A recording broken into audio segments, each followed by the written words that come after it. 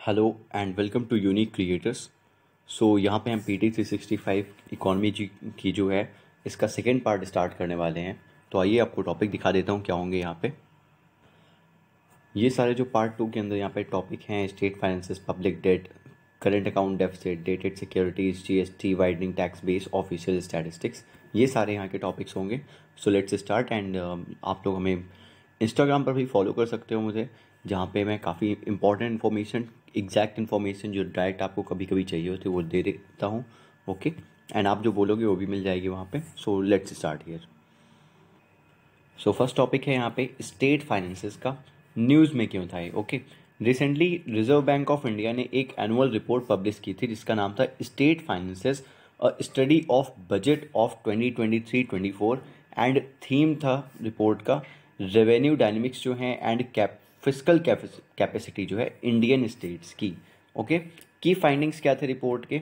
इसने बताया कि कैपिटल आउटले जो है बजट का वो इंक्रीज हुआ है बाई 42.6% इन 2023-24। ओके, एंड ये 2.9% अब हो गया है टोटल GDP का। देन बताया कि डेट टू GDP रेशियो जो है स्टेट्स का वो डिलाइन हुआ है 31% एट इन मार्च 2021, जो कि काफ़ी अच्छी बात है, और अब 27.5% तक पहुंच गया है। जो 31% मार्च 2021 में था वो 27.5% हो गया है मार्च 2023 के एंड में। सपोर्ट कैसे मिला इसे? फिस्कल कंसोलिडेशन की वजह से ऐसा हुआ है।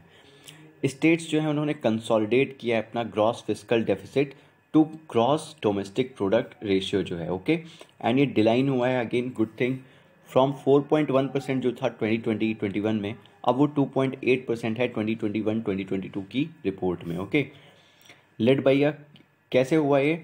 मॉडरेशन हुआ एक तो रेवेन्यू एक्सपेंडिचर में, एंड दूसरा इंक्रीज हुआ रेवेन्यू कलेक्शन में, इस वजह से डिलाइन आया। टैक्स बायंसी जो है वो इंक्रीज हुई है with implementation of goods and services tax. Tax buoyancy क्या होती है? काफ़ी टर्म ये न्यूज़ में आता है, काफ़ी इंपॉर्टेंट है।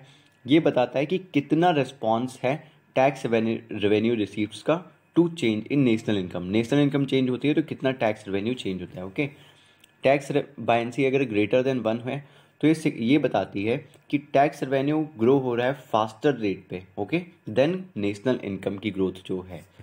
Then NK Singh committee recommendations हैं कुछ यहाँ पे, काफ़ी इंपॉर्टेंट है ये भी। इसमें इन्होंने क्या बताया कि जो combined debt to GDP ratio होना चाहिए सेंटर एंड स्टेट्स का, वो कम करके 60% तक लाना है बाई 2023। ओके, जिसमें 40% सेंटर का पार्ट होगा एंड 20% स्टेट्स का होगा।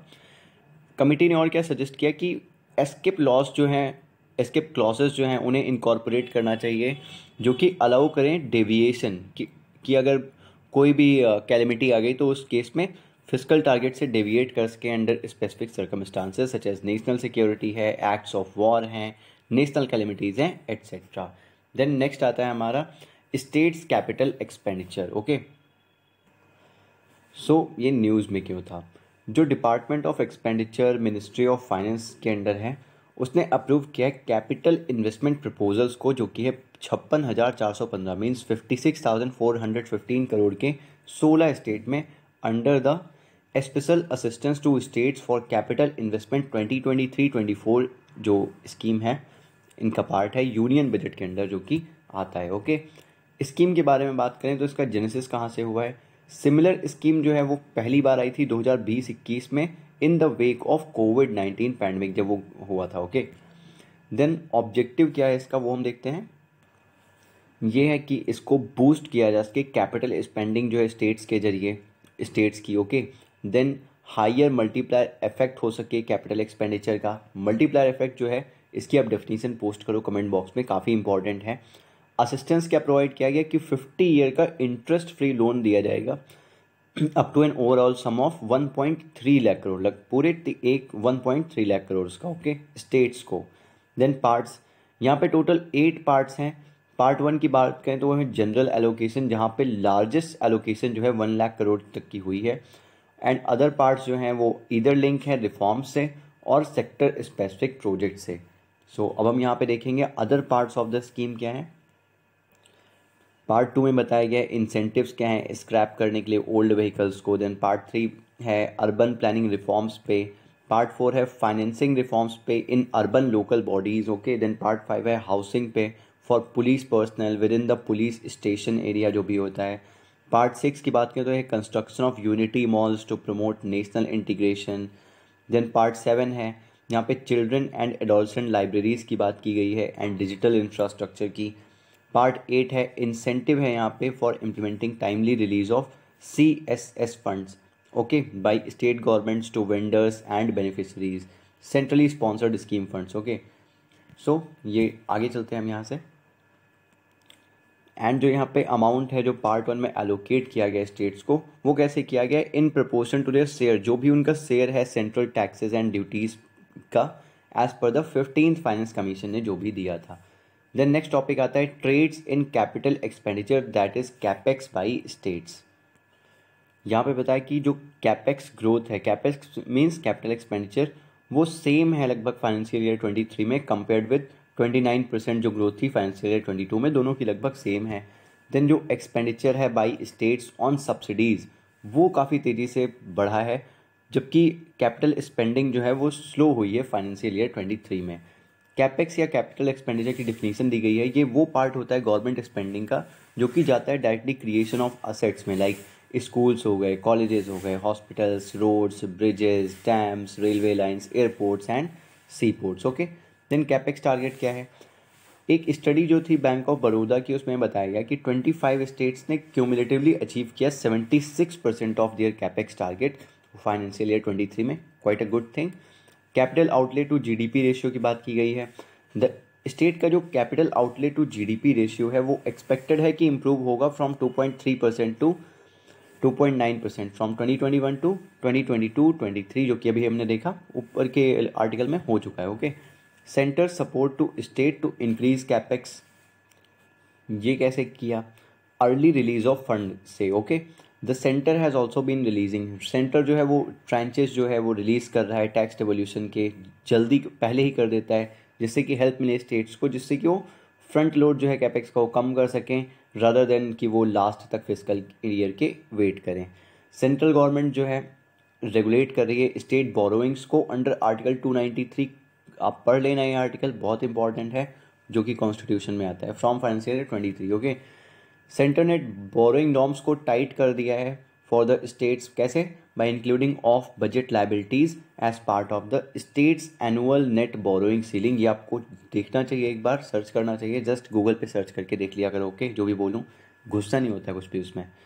प्रोडक्शन लिंक्ड इंसेंटिव स्कीम है, इससे भी सेंटर सपोर्ट करता है स्टेट्स को कि उनका इंक्रीज होगी कैपेक्स। यहाँ पे प्रोवाइड करते हैं capital expenditure linked incentives to 14 की सेक्टर्स ओके। देन हमारा नेक्स्ट टॉपिक है अब यहाँ पे पब्लिक डेट।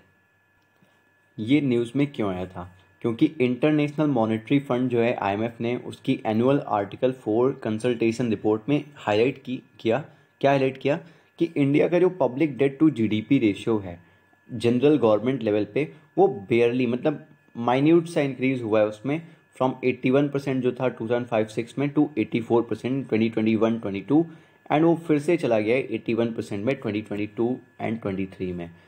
और क्या था न्यूज़ में, अंडर आर्टिकल 4 जो IMF का आर्टिकल है एग्रीमेंट का, IMF होल्ड करता है बायलेटरल डिस्कशन मेंबर्स के साथ एंड यूजुअली ये हर साल होता है। एंड इसने रिपोर्ट ने ये भी बताया कि इंडिया की जो ग्रोथ है वो एक्सपेक्टेड है कि स्ट्रांग ही रहेगी, जो कि सपोर्ट की जा रही है macro economic and financial stability से ओके। देन यहाँ पे पब्लिक डेट के बारे में बताया गया है, देख लेते हैं। पब्लिक डेट में आते हैं इंटरनल डेट होता है, एक्सटर्नल डेट होता है। इंटरनल डेट में आते हैं marketable securities and non marketable securities. Marketable securities कौन सी हैं, जी सिक्योरिटीज़ हैं, टी बिल हैं, treasury bill and cash management bills हो गए। देन नॉन मार्केटेबल सिक्योरिटीज़ में कौन से आते हैं, इंटरमीडिएट ट्रेजरी बिल्स जो होते हैं, then securities against small savings etcetera. And external debt क्या होता है, ये वो होता है जो ज़्यादातर लिया जाता है मल्टीलेटरल एजेंसीज से, जैसे कि IDA है, IBRD है, ADB है एट्सेट्रा। और हम देखेंगे अबाउट पब्लिक डेट के बारे में। यहाँ पे पब्लिक डेट डिनोट करता है जो भी लाइबिलिटीज़ होती हैं पेबल, जो पे करनी होती हैं सेंट्रल गवर्नमेंट को, जो कि वो कॉन्ट्रैक्ट कराता है against the consolidated fund of India, जो कि दिया हुआ है आर्टिकल 292 में कॉन्स्टिट्यूशन ऑफ इंडिया के। देन करंट स्टेटस की बात करें पब्लिक डेट की इंडिया में, तो सेंट्रल गवर्नमेंट का जो पब्लिक डेट है वो 57.1% ऑफ GDP है as of March end of March 2023। Then general government debt की बात करें तो वो 81% ऑफ जीडीपी है in 2022-23। General government debt represent करता है जो भी इंडेप्टनेस है गवर्नमेंट सेक्टर्स की, जैसे कि सेंट्रल हो गया, स्टेट हो गया, एंड देन यूनियन टेरिटरीज हो गई विद लेजिस्लेचर। ओके, ये याद रखना। इंटरनल डेट कॉन्स्टिट्यूट करता है 94.6% जो ओवरऑल पब्लिक डेट का है एट एंड मार्च 2022। देन यहाँ पे दिया गया रीजंस एंड इम्प्लीकेशंस क्या होते हैं हाई पब्लिक डेट के। रीजंस की बात करते हैं तो रीजंस में फिस्कल स्टिमुलस जो होता है वो दिया जाता है टू सपोर्ट इकॉनमी ड्यूरिंग कोविड-19 पैंडमिक, दिया गया था। ओके, उसकी वजह से ये हाई पब्लिक डेट आया। एंड इंडिया जो है वो इन्वेस्ट करता है सिग्निफिकेंटली इन इंफ्रास्ट्रक्चर प्रोजेक्ट्स में इकोनॉमिक ग्रोथ को हाई करने के लिए, बढ़ाने के लिए। एक्सटेंसिव सोशल वेलफेयर प्रोग्राम्स चलाते हैं बिना कोई करस्पॉन्डिंग रेवेन्यू स्ट्रीम्स के, रेवेन्यू आता नहीं और चला देते हैं, राइट। वो can lead to increase borrowing, जिसमें कि बोरोइंग ज़्यादा होती है to fund these programs. Then increase हो जाती है cost of servicing interest debts. आप इतना डेट लेते हो कि वो जो इंटरेस्ट लगता है उस पर वो भी बढ़ने लगता है। ओके, देन इम्प्लीकेशंस क्या होते हैं यहाँ पे, जो गवर्नमेंट की फिजिकल रिसोर्सेज होती हैं लिमिट हो जाते हैं, जिससे कि वो जो इमर्जिंग प्रायोरिटीज़ हैं like climate change, adaptation, green transition etcetera, वहाँ पे पैसे नहीं लगते इतनी आसानी से, होते ही नहीं। Okay, high interest payments account for, high interest payments जो है इंडिया लगभग 5% देता है जीडीपी का, जो कि लगभग 2 गुना है emerging markets and developing country average का। वेरी बैड थिंग, ये हाई पब्लिक डेट की वजह से। ओके, क्राउडिंग आउट इफेक्ट हो जाता है इसकी वजह से, दैट इज़ जो रिडक्शन है वो हो जाता है प्राइवेट इन्वेस्टमेंट स्पेंडिंग में। क्यों? Due to increased interest rates की वजह से। ओके, देन यहाँ पे रिलेटेड न्यूज़ दी गई है world banks report on external debt, जो वर्ल्ड बैंक ने रिपोर्ट दी है एक्सटर्नल डेट पे। यहाँ क्या बताया है, वर्ल्ड बैंक रिलीज़ करता है उसका एनुअल इंटरनेशनल डेट रिपोर्ट 2023 उसने रिलीज़ किया। देन द रिपोर्ट एनालाइज करती है कि एक्सटर्नल डेट स्टैटिस्टिक्स जो है 122 लो एंड मिडिल इनकम कंट्रीज़ का, ये वो यहाँ पे एनालाइज करते हैं। की हाइलाइट्स के बारे में बात करते हैं। यहाँ पे हिस्टोरिक राइज देखने को मिला है डेट में, जो पब्लिकली गारंटीड डेट सर्विस है, पेमेंट्स हैं by low and middle income countries, वो कितने हो गए हैं, 443.5 बिलियन US डॉलर हो गए हैं 2022 में। डेट सर्विस की कॉस्ट अगर देखें ये इंक्रीज़ होती जा रही है, जो राइजिंग इंटरेस्ट रेट्स हैं and unfavourable exchange rate movement हैं, उनकी वजह से सर्विसिंग एक्सटर्नल डेट, जो सर्विस कर रहे हैं एक्सटर्नल डेट, वो बहुत बर्डनसम हो चुका है, बहुत बर्डन हो रहा है उसका, क्योंकि सर्विस कॉस्ट इंक्रीज़ कर दी गई है। ओके, देन इंडिया की जो डेट सर्विस है वो 2% ऑफ ग्रॉस नेशनल इनकम है 2022 में।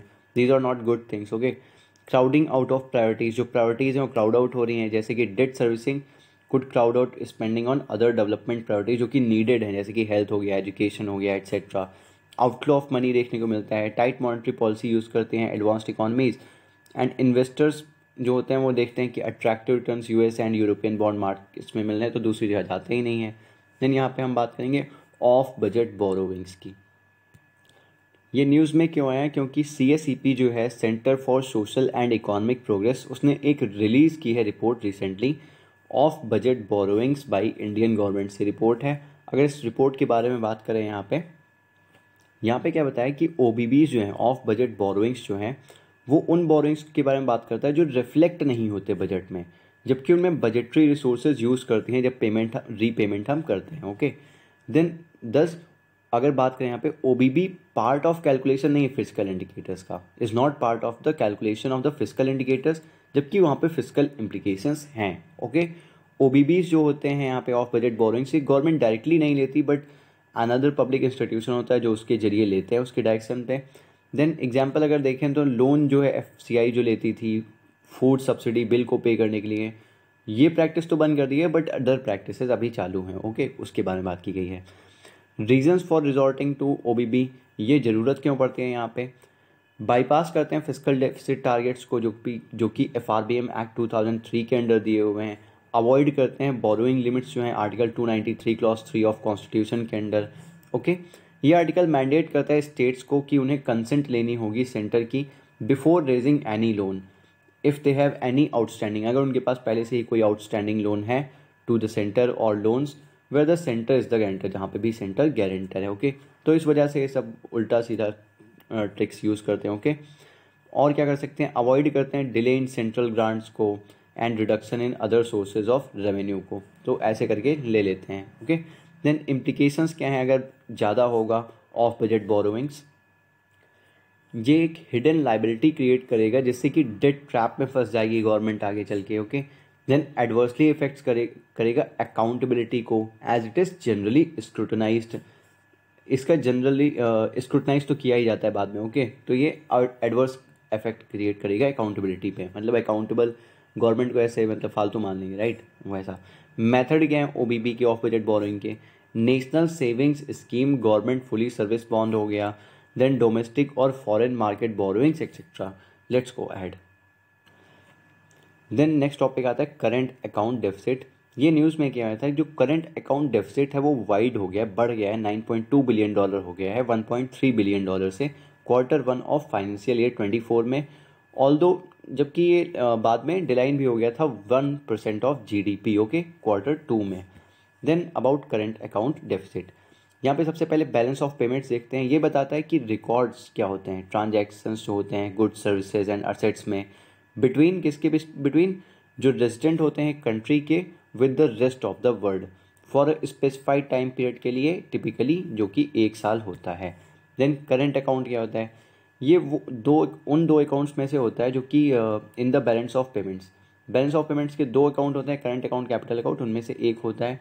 ये रिकॉर्ड करता है जो भी एक्सपोर्ट्स एंड इम्पोर्ट्स होते हैं in goods and services and transfer payment जो भी होते हैं कंट्री के। Very important definition, you should remember it and you have to remember it. Transfer payments क्या होते हैं, ये वो रिसीव्स करती हैं जो की जाती हैं by the residents for free में। ओके, विदाउट एनी प्रेजेंट और फ्यूचर पेमेंट इन रिटर्न। ये इंक्लूड करता है जैसे रेमिटेंस हो गए, गिफ्ट्स हो गए एंड ग्रांट्स हो गए। देन कैपिटल अकाउंट भी देख लो क्या होता है, ये वो सेकेंड अकाउंट होता है जिसकी हमने बात की। ये रिकॉर्ड करता है जितने भी इंटरनेशनल परचेजेज होते हैं या फिर सेल होते हैं सेट्स के, सच एज मनी हो गया, स्टॉक हो गया, बॉन्ड्स हो गए etcetera, for a specified time and usually 1 साल, जो कि हमने बात की। बैलेंस ऑफ पेमेंट 2 पार्ट होते हैं, current account and capital account. Current account के अंदर विजिबल एंड इनविजिबल आते हैं, ये डेफिनेशन आपको मस्ट है, आनी ही चाहिए। ओके, डायरेक्ट क्वेश्चंस आते हैं यहाँ से। देन यहाँ पे क्रूड ऑयल हो गया, विजिबल के अंदर क्या है, क्रूड ऑयल हो गया, कार्स हो गया, mobiles, computers, gold etcetera, import export. Okay, mainly. Then invisibles के अंदर क्या आते हैं, सर्विसेज हैं, इनकम है, profile interest, dividend, then transfers हैं, रेमिटेंस हो गया, डोनेशंस हो गए, गिफ्ट्स हो गए। देन कैपिटल अकाउंट में क्या आता है, यहाँ पे इन्वेस्टमेंट है, FDI, FII, देन लोन्स हो गए, गवर्नमेंट की जो एक्सटर्नल कॉमर्शियल बोरोइंग्स होती है, सारी डेफिनेशन आपको आनी चाहिए, FDI, FII, देन ECB यहाँ पे, then bank account, NRI। Okay, capital account में। देन रीज़न क्या है behind India's increased capital account current account deficit. Okay, first है यहाँ पे ट्रेड डेफिसिट जो है वो हाई हो गया। ओके, इंक्रीज, इम्पोर्ट्स इंक्रीज हुए, एक्सपोर्ट डिक्रीज हुए, जिनकी वजह से वाइडनिंग हुई CAD की, करंट अकाउंट डेफिसिट की। देन सर्विसेज जो थी रिसीप्ट्स की, सर्विसेज रिसीप्ट्स वो कम हो गई। Okay, net services receipts decrease हुई थी। क्यों हुआ ऐसा, क्योंकि जो एक्सपोर्ट्स था कंप्यूटर का, ट्रैवल एंड बिजनेस सर्विसेज का, वो रिड्यूस हुआ था। ओके, इम्पैक्ट आया ग्लोबल फैक्टर्स का, स्लोइंग, ग्लोबल ग्रोथ जो थी वो स्लो हो रही थी, उसकी वजह से इम्प्लीकेशंस क्या है कि इंडिया की जो export oriented services and remittance थी वो कम हो गया। ओके, उस पर इम्प्लीकेशंस आए एंड ऐड किया चैलेंजेस जो थे मेंटेनिंग अ लोअर CAD में। Then rising oil prices, rise हुए ऑयल प्राइजेस, एंटिसिपेटेड इंक्रीज जो था ऑयल प्राइजेस में वो एक्सपेक्टेड है कि फर्दर वाइडन करेगा मर्चेंडाइज ट्रेड को, मर्चेंडाइज ट्रेड डेफिसिट को। ओके, हायर ऑयल प्राइजेस जो होते हैं वो कंट्रीब्यूट करते हैं इंक्रीज्ड इंपोर्ट कॉस्ट में, जिसकी वजह से ओवरऑल CAD जो होता है वो अफेक्ट होता है। देन FDI जो है वो डिलाइन हुआ था, नेट FDI वो डिलाइन हुआ था फाइनेंशियल अकाउंट में, जो कि इन्फ्लुएंस करता है ओवरऑल बैलेंस को।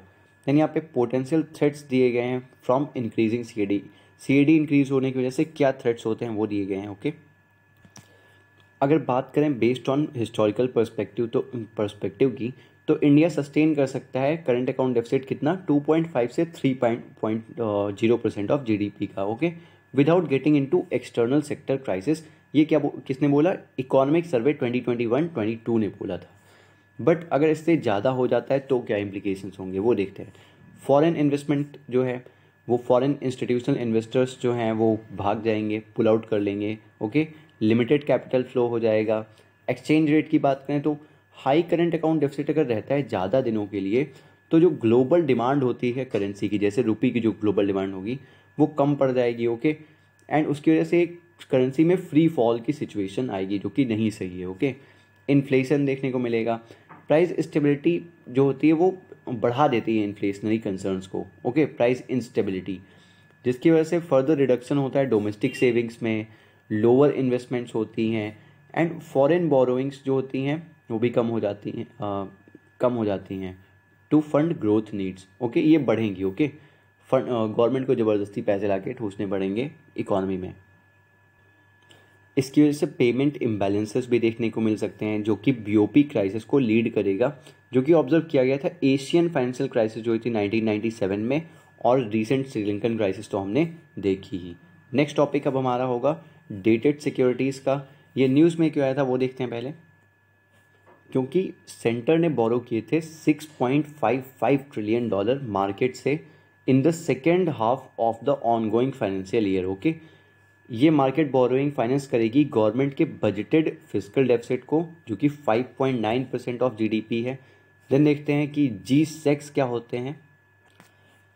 गवर्नमेंट सिक्योरिटीज़ जो होती हैं वो ट्रेडेबल इंस्ट्रूमेंट्स होते हैं, इश्यू किए जाते हैं बाई सेंट्रल गवर्नमेंट या फिर स्टेट गवर्नमेंट, जो कि एक्नॉलेज करते हैं गवर्नमेंट के डेट ऑब्लिगेशन को। गवर्नमेंट सिक्योरिटीज़ प्रैक्टिकली तो नो रिस्क, यहाँ पे कोई रिस्क नहीं होती डिफ़ॉल्ट की कि गवर्नमेंट डिफ़ॉल्ट करेगी, ओके। एंड हेंस इन्हें बोलते हैं risk free guilt aged instruments, very important. Dated government securities जो होती हैं वो ऐसी सिक्योरिटीज़ होती हैं जो कि कैरी करती हैं एक फिक्स्ड या फिर फ्लोटिंग कूपन इंटरेस्ट रेट, जो which is paid on the कैसे किया जाता है, on the face value half yearly basis पे, ओके। ये सब याद रखो आप। जनरली द टेनर जो होता है, जो पीरियड होता है डेटेड सिक्योरिटीज़ का, वो 5 ईयर्स से 40 ईयर्स के बीच में होता है। देन अदर टाइप्स की भी गवर्नमेंट सिक्योरिटीज़ होती हैं जैसे कि ट्रेजरी बिल्स हो गए। ये शॉर्ट टर्म डेट इंस्ट्रूमेंट्स होते हैं जो कि सेंटर इश्यू करता है 3 टाइम पीरियड्स में, 3 टेनर्स में, जो कि 91 डे हो गया, 182 डे हो गया, 364 डे हो गया, okay.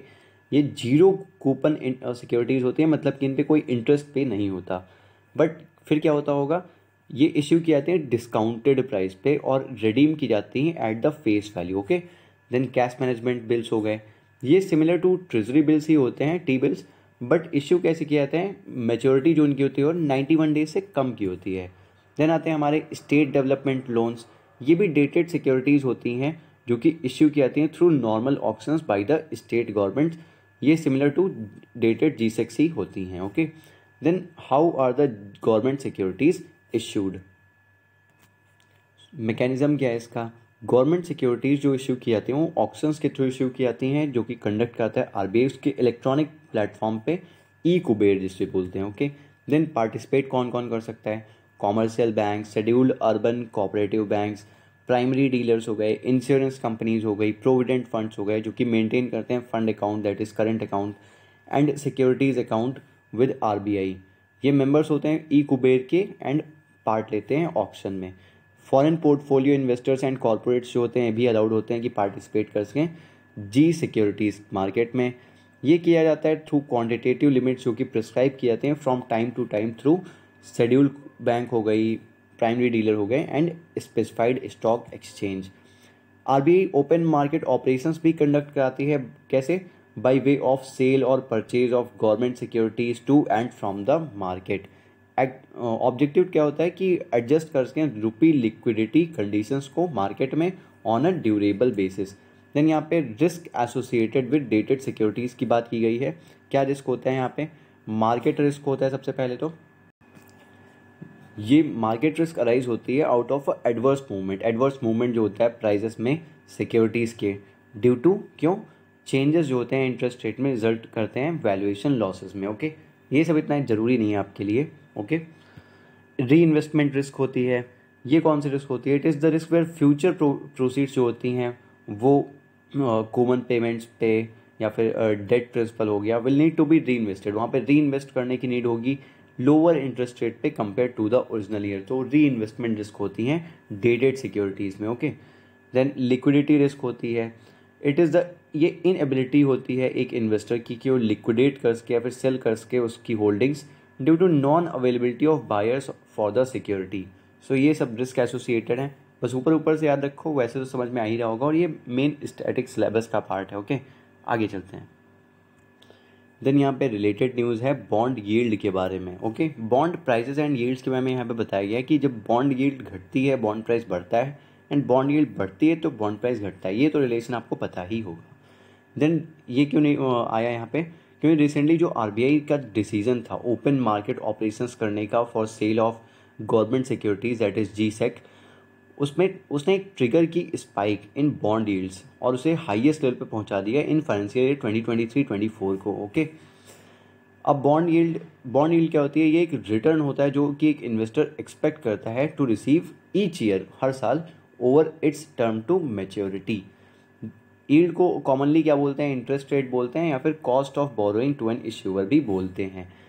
Yield of a bond is inversely related to its price when the price of a bond falls, yield rises, जो कि मैंने आपको यहाँ पे बताया। ओके, देन हमारा नेक्स्ट टॉपिक जो है वो है goods and services tax that is GST। News में क्या था, क्योंकि 50th GST काउंसिल मीटिंग जो हुई उसने 28% GST इम्पोज किया था online gaming, horse racing and casinos पे। की हाईलाइट्स क्या है यहाँ पे?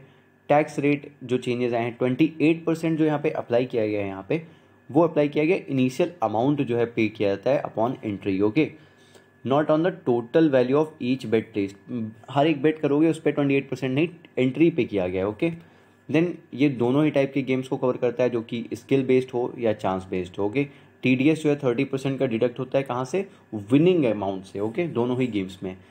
Tax on offshore online gaming firms, जो कि ऑफशोर ऑनलाइन गेमिंग फर्म्स हैं उन पर भी टैक्स लगता है। ऐसी कंपनीज़ को रजिस्टर करना होगा उनको GST अथॉरिटीज़ के साथ एंड पे करना होगा tax to their services to offer their services to Indian gamers, जिससे कि वो अपनी सर्विसेज ऑफर कर सकें इंडियन गेमर्स को। देन अमेंडमेंट हुआ है यहाँ पे इंटीग्रेटेड GST एक्ट 2017 में will made to enforce this. Okay, amendment to the integrated GST act जो 2017 हुआ है वो होगा will be made to enforce this. Then यहाँ पे टाइप्स ऑफ ऑनलाइन गेम्स दिए गए हैं। गेम्स ऑफ स्किल होते हैं, गेम्स ऑफ चांस होते हैं। गेम्स ऑफ स्किल क्या होते हैं? वो गेम्स जहाँ पे आउटकम जो होता है डिपेंड करता है कि प्लेयर की एक्सपर्टीज़ क्या है, प्रैक्टिस क्या है, एक्सपीरियंस क्या है, and not merely on chance. But chance में क्या है? Game of chance. यहाँ पे जो आउटकम है वो डिपेंड करता है कि रैंडम इवेंट होता है आउटकम। ओके, जैसे कि किस्मत ने साथ दिया तो आप जीत गए कुछ भी। देन ये similarly betting, gambling and horse racing की तरह ही ट्रीट किया जाता है। देन यहाँ पे दिया है गुड्स एंड सर्विसेज टैक्स के बारे में। GST जो है एक single domestic indirect tax law है जो कि इंटायर कंट्री में एप्लीकेबल है। ये एक multi stage destination based tax है जो कि लेवी किया जाता है एवरी वैल्यू ऑफ एडिशन पे। ये इफेक्ट में आया था 1 जुलाई 2017 को by 101st constitutional amendment act. इसने रिप्लेस किया इनडायरेक्ट टैक्सेस को, जैसे कि एक्साइज ड्यूटी हो गया, वैट हो गया, सर्विसेज टैक्स हो गया, एट्सेट्रा। जो आइडिया है नेशन वाइड GST का, ये प्रपोज किया गया था by Kelkar task force on indirect taxes in 2000। Okay, प्रतिदिन, ये काफ़ी इंपॉर्टेंट हो सकता है आपके लिए। ये एक web based daily performance management system है, किसके लिए? GST के लिए, जो कि रिसेंटली इस्टेब्लिश किया है central board of indirect taxes and customs that is CBIC ने। देन यहाँ पे GST का स्ट्रक्चर दिया हुआ है। क्या होता है ये? सेंट्रल GST होता है, इसे हम CGST बोलते हैं। ये कलेक्ट करता है central government on the intra state sales जो भी होती हैं उन पे। ओके, इंट्रा स्टेट सेल्स पे रेवेन्यू शेयर किया जाता है between centre and state. Then यहाँ पे स्टेट GST होता है जो कि स्टेट गवर्नमेंट कलेक्ट करती है on an intra state sale. Again यहाँ पे रेवेन्यू जो होता है इक्वली शेयर किया जाता है बिटवीन सेंटर एंड स्टेट, दोनों में सेम चीज़ें लिखी हुई हैं। इंटर स्टेट GST होता है, IGST जिसे बोलते हैं। ये सेंट्रल गवर्नमेंट कलेक्ट करती है इंटर स्टेट सेल्स पे, एंड जो सेंटर शेयर करता है IGST revenue with states based on destination क्या है गुड का। ओके, सो ये इंपॉर्टेंट है। आगे चलते हैं। सो यहाँ पे नीड क्या थी GST की? ओके, सो इसने इस्टेब्लिशमेंट किया सिंगल नेशनल मार्केट का। जो कॉम्प्लिकेटेड टैक्सेशन रेजिम थी उसे हटाया, टैक्स कास्केडिंग होती थी उसे हटा दिया। ओके, जो नीड थी इनकॉर्पोरेशन ऑफ टेक्नोलॉजी उसे पूरा किया। Limited ease of doing business थी, अब ईजी हो गया है। Okay, then high cost of tax collection जो था अब ईजी हो गया है टैक्स कलेक्शन। देन यहाँ पे कुछ इंस्टीट्यूशंस एंड बॉडीज़ दी हुई हैं GST की। ओके, वो देखते हैं। फर्स्ट है GST network that is GSTN। GSTN एक नॉट फॉर प्रॉफिट कंपनी है जो कि क्रिएट की गई थी to provide the IT backbone, किसको? For the GST system. Including tax payer registration हो गया, रिटर्न फाइलिंग है, टैक्स पेमेंट्स हैं। देन यहाँ पे जीएसटीसी ने अप्रूव किया है कि कन्वर्जन हो जाना चाहिए जीएसटीएन का into a government company, and hence 100% share holding जो होगी वो गवर्नमेंट हेल्ड करेगी, 50% विद यूनियन गवर्नमेंट हो गया and 50% jointly by state governments and union territories in GSTN. Next जो बॉडी है यहाँ पे वो है GSTAT, that is GST appellate tribunal. GSTAT एक स्टैट्यूटरी बॉडी है under the central GST act of 2017। ये एक फोरम है for second appeal in GST laws का एंड फर्स्ट कॉमन फोरम है डिस्प्यूट रेजोल्यूशन का बिटवीन सेंटर एंड स्टेट्स। ये mandated है टू हियर अपील्स अगेंस्ट जो भी ऑर्डर होते हैं जो पास किए जाते हैं बाई एपेलेट अथॉरिटी या फिर रिविजनल अथॉरिटी होती है। चेंजेस जो इंट्रोड्यूस हुए हैं central goods and services tax second amendment CGST act 2023 में, वो देखते हैं। चेंज इन क्वालिफिकेशन जो हुआ है यहाँ पे फॉर मेंबर्स ऑफ GSTAT, ये अलाउ करता है एडवोकेट्स जो हैं विद एटलीस्ट जिनके पास कम से कम 10 साल का एक्सपीरियंस है वो अपॉइंट किए जाएँ as judicial member. They must have substantial experience उनके पास होना चाहिए in matters relating to indirect taxation. Then जो मिनिमम एज है अपॉइंटमेंट की एज अ मेंबर या फिर प्रेसिडेंट ऑफ GSTAT वो 50 ईयर्स कर दी गई है, एंड ये इंक्रीज़ करता है एज लिमिट जो है प्रेसिडेंट की from 67 to 70 years, and for members जो है वो 65 to 67 years. Then GST council आती है हमारी नेक्स्ट बॉडी। GST काउंसिल एक कॉन्स्टिट्यूशनल बॉडी है, वेरी इंपॉर्टेंट, इस्टेब्लिश की गई थी by president under article 279A। ये आर्टिकल भी आप पढ़ लो, जो भी इंपॉर्टेंट आर्टिकल्स आ रहे हैं इकोनॉमी में वो इकोनॉमी के पर्सपेक्टिव से पढ़ना, पॉलिटी के नहीं, ओके। सो उन्हें अलग ही रखना। देन ये एक जॉइंट फोरम है सेंटर एंड स्टेट का। चेयरपर्सन कौन है? यूनियन फाइनेंस मिनिस्टर है। मेंबर कौन है यहाँ पे? यूनियन मिनिस्टर्स जो हैं स्टेट के in charge of revenue. Then ministers in charge of finance हो गया है और टैक्सेशन, और any other minister nominated by each state government. Decision making जो होती है वो वोटिंग के जरिए होती है, एंड डिसीजन को रिक्वायर होती है कि 3/4 मेजॉरिटी होनी चाहिए मेंबर्स की प्रेजेंट एंड वोटिंग, जो भी प्रेजेंट एंड वोट कर रहे हैं उनकी। सेंटर शेयर करता है 33% ऑफ वोट कास्ट, मतलब सेंटर ने कुछ वोट नहीं किया तो कुछ भी पास नहीं हो सकता, ओके। देन काउंसिल जो होती है वो डिसीजन मेक करती है, makes decision on various aspects of GST, जो कि टैक्स रेट्स हो गए, एग्जाम्पशंस हो गए एंड रेवेन्यू शेयरिंग हो गई between central and state governments. Next topic है हमारा वाइडनिंग टैक्स बेस। ये न्यूज़ में क्यों आया था? रिसेंटली गवर्नमेंट ने हाईलाइट किया कि जो इंट्रोडक्शन उसने किया था न्यू ट्रैकिंग फीचर्स का, उसने हेल्प किया है किस चीज़ में? टैक्स बेस को वाइडन करने में, मतलब टैक्स बेस बढ़ गया तो काफ़ी हेल्प होगी गवर्नमेंट को इससे डेवलपमेंट में। स्टेप्स क्या लिए गए गवर्नमेंट के जरिए?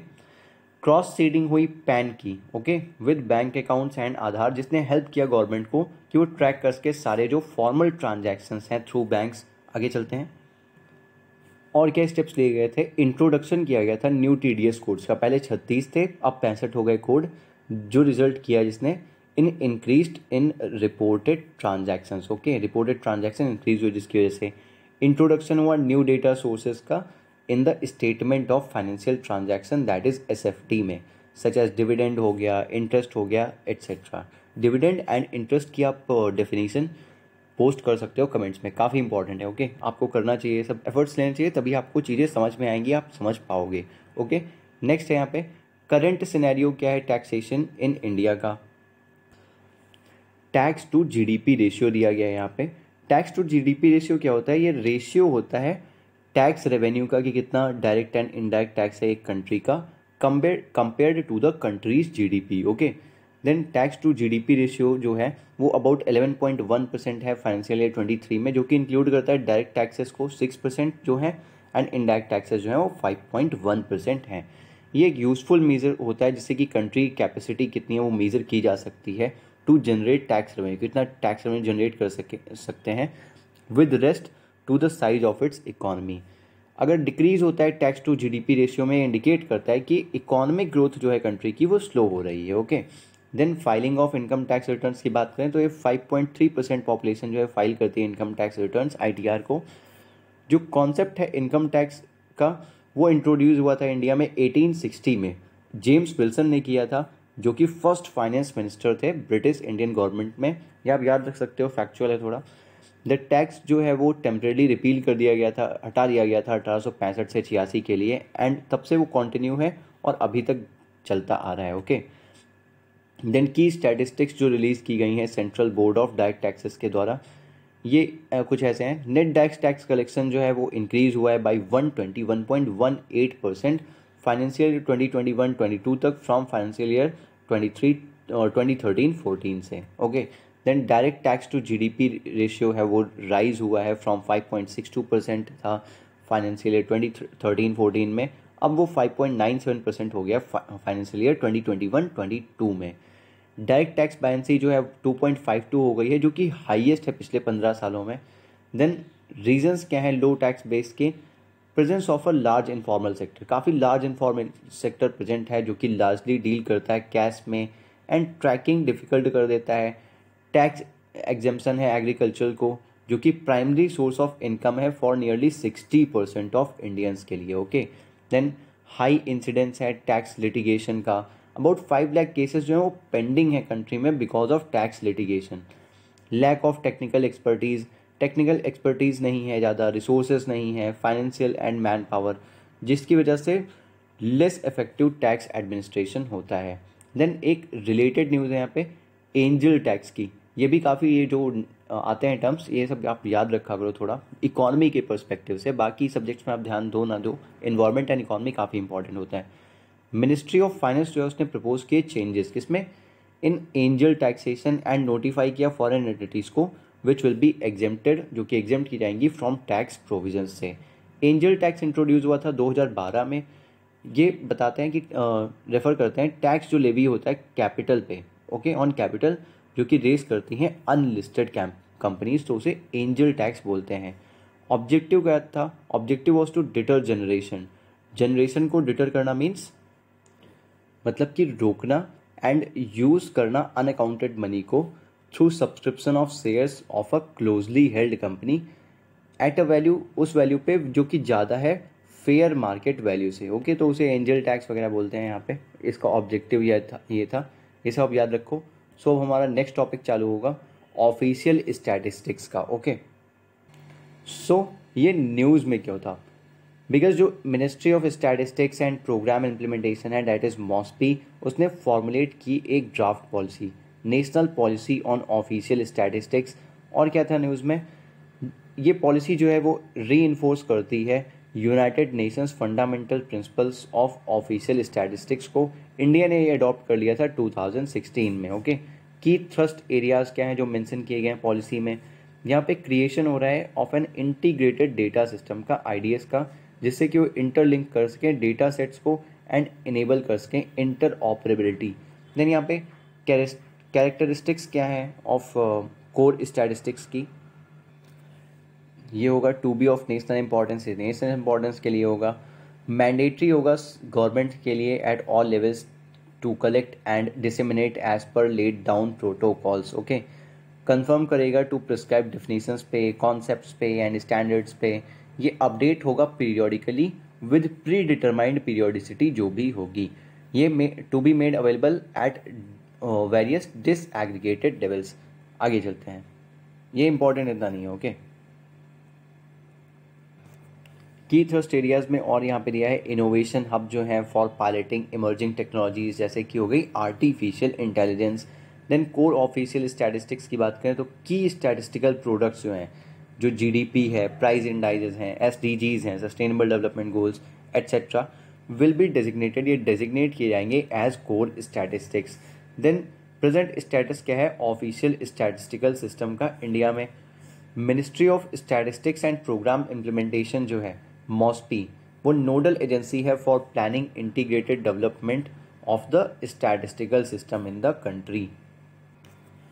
Directorates of economics and statistics जो है DES, वो कोऑर्डिनेट करता है स्टैटिस्टिकल एक्टिविटीज़ में इन द स्टेट और union territory. Okay, then national statistical commission जो है कॉन्स्टिट्यूट हुआ था 2006 में, जो कि एक्ट करता है as an apex body on statistical matters. ये क्रिएट हुआ था on recommendation of Singh Rangarajan commission. Okay,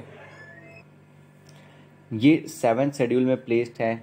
जो सब्जेक्ट स्टैटिस्टिक्स है वो कवर किया थी under entry 94 of union list 1 में, एंड एंट्री 45 जो है कंकरेंट लिस्ट की, दोनों में ये आता है। ओके, देन लेजिस्लेशंस की बात करें तो यहाँ पे एक्सक्लूसिव स्टैटिस्टिकल लॉज जो हैं सच एज सेंसस एक्ट है, the registration of births and deaths act of 1969 है, and the collection of statistics act 2008।